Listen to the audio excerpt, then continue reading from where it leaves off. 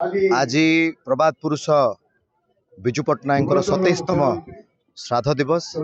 आज आम 27तम श्राद्ध दिवस पालन करुचे गांधी आश्रम गांधी विहार रे।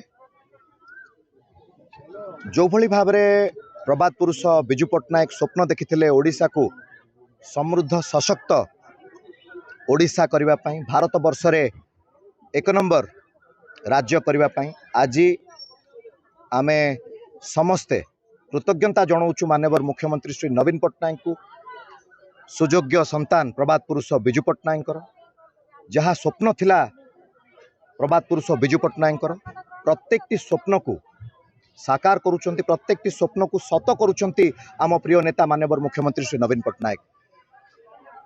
माँ मानू सम्मान एवं गाँ को काम प्रभात पुरुष विजु पट्टनायक आरंभ करथिले। आज आम प्रिय मुख्यमंत्री माननीय मुख्यमंत्री नवीन पट्टनायक मिशन शक्ति जरिया 70 रु 75 लाख माँ मानू आत्मनिर्भरशील कर सारी, स्वावलंबी कर सारी। बड़ कथा होची माँ मानू सठिक सम्मान आम राज्य रे आम प्रिय नेता माननीय मुख्यमंत्री श्री नवीन पट्टनायक देइछंती। आज आम राज्य विश्व दरबार रे निजर स्वतंत्र परिचय सृष्टि कर सारी माननीय मुख्यमंत्री नवीन पट्टनायक नेतृत्व रे।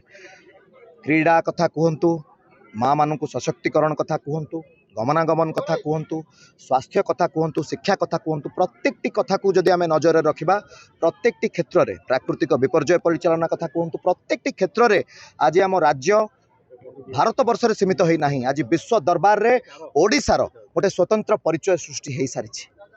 आज आम समस्ते शपथ ग्रहण करिछु प्रभात पुरुष विजु पट्टनायक नीति आदर्श रे समस्ते आम अनुप्राणित एवं आम राज्य ओडिशा को को भली भाव रे आहुरी आम सशक्त करि परिबु, आहुरी समृद्ध करि परिबु। आज ये श्राद्ध दिवस रे आम आज समस्ते शपथ ग्रहण मध्य करिछु। बहुत बहुत धन्यवाद।